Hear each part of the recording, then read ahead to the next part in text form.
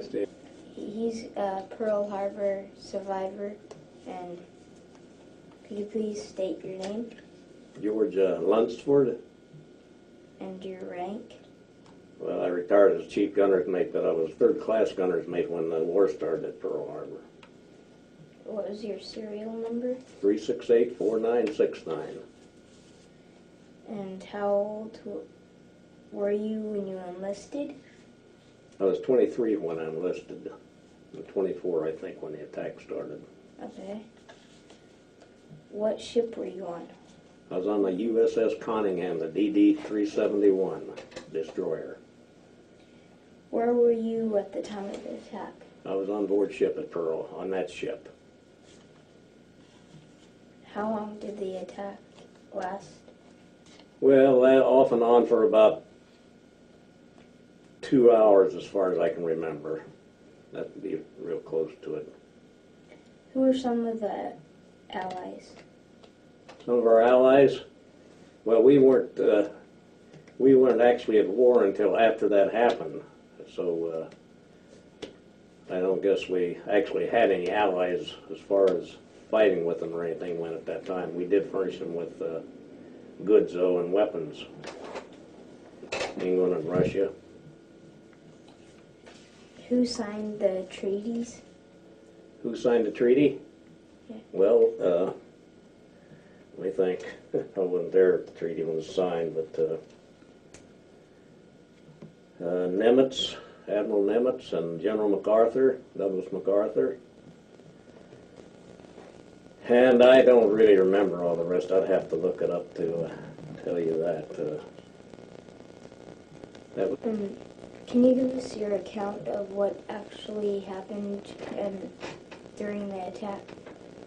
Well, it was Sunday morning, and I was in my bunk. I didn't have the watch that day, so any of the crew that didn't have a watch could sleep in. That was the only day we were allowed to sleep in after reveille.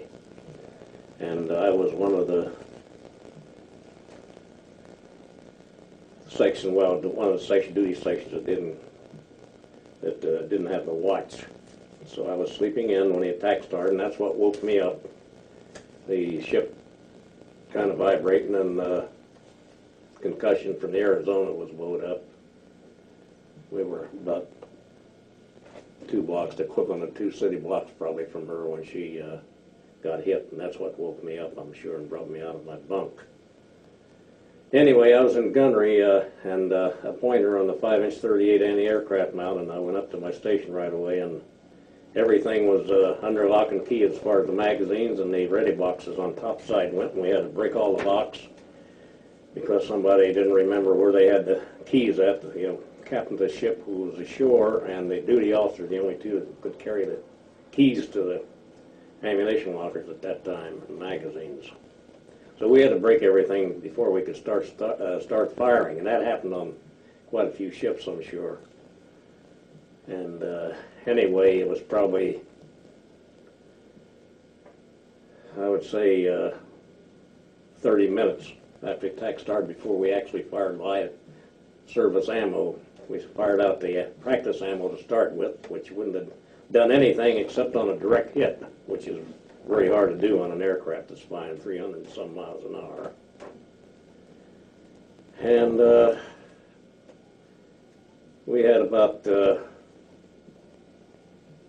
3 to 4 attacks that I can remember myself by enemy aircraft. We got credit, our ship did, for half a plane, and although I don't know how anybody knew who was shooting down what, because there was so much firepower going up there once we got to firing. And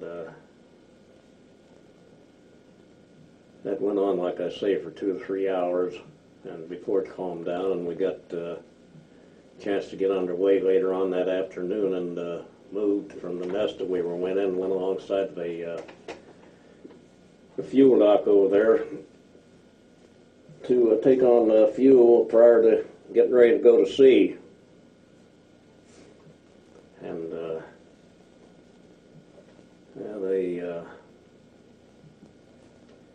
one of the Japanese midget submarines got in the harbor and was sunk in the harbor during the attack. and that caused a little excitement for a while. And well, yeah, you can ask me some questions where I can. You know, when we went to the fuel dock and tied up, it was close to dark, and it got dark before we were able to get ready to take on fuel, actually. And they had a blackout in effect as soon as it got dark, and our first lieutenant, which was a young ensign out of the academy,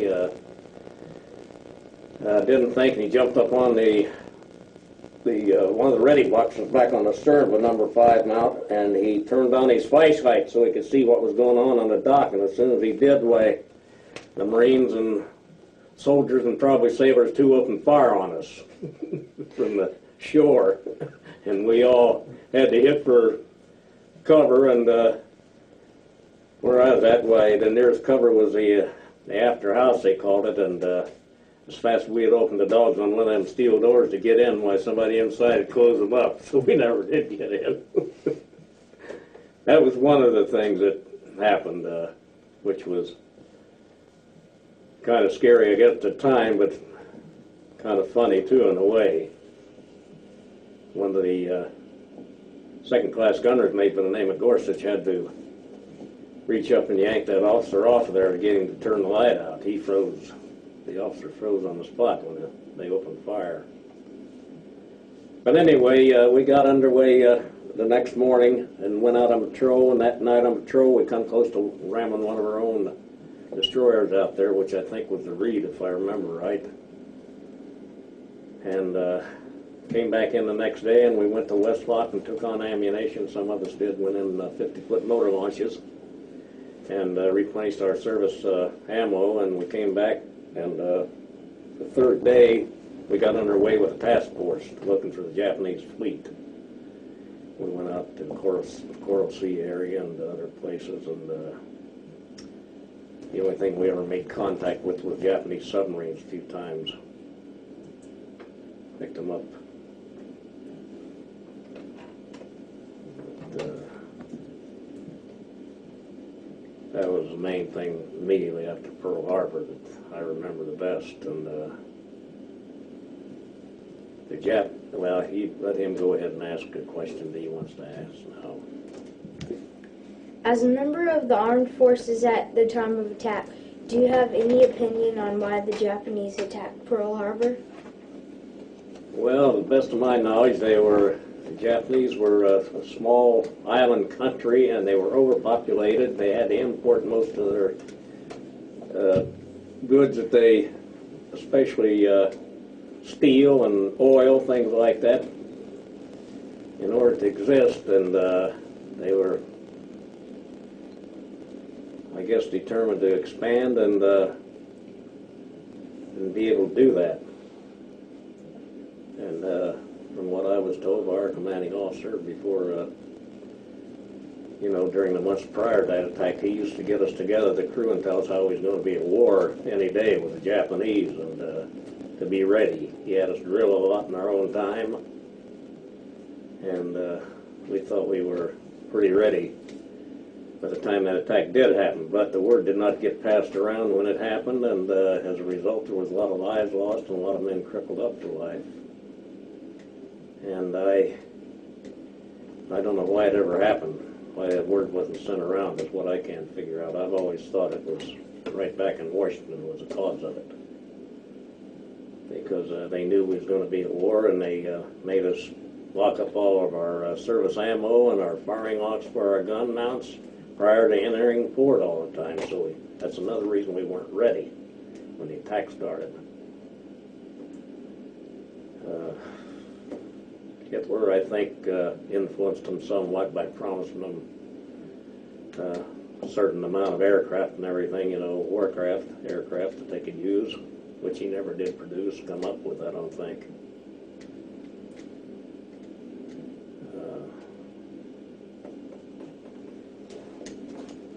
I can't, that's about all my thought is really on that part, because I'm not into politics and so on, so I just know that something happened that should have never happened. the way that it happened.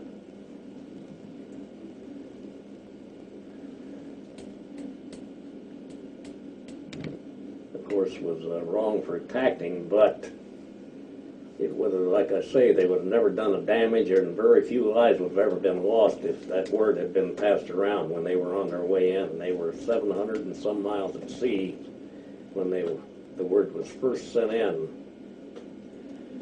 on the enemy, unidentified squadrons of unidentified aircraft on their way in towards Pearl, which was the Japanese, of course. And then the USS War, the destroyer, picked up enemy submarines the night before the attack and sent that word in, and that wasn't passed around.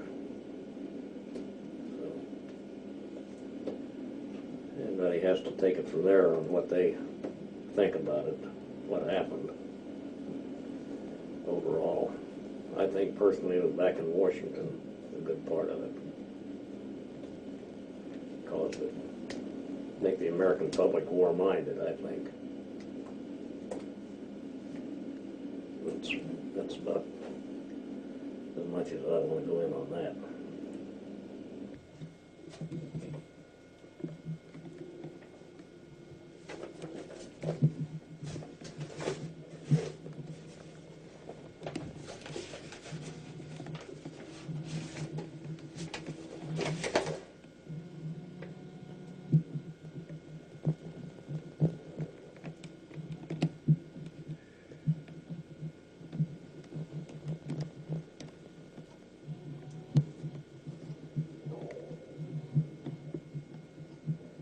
This is October '91 that I got this this letter from out of Pearl Harbor from the commander of the naval base out there, wanting to know if I could make it to the 50th anniversary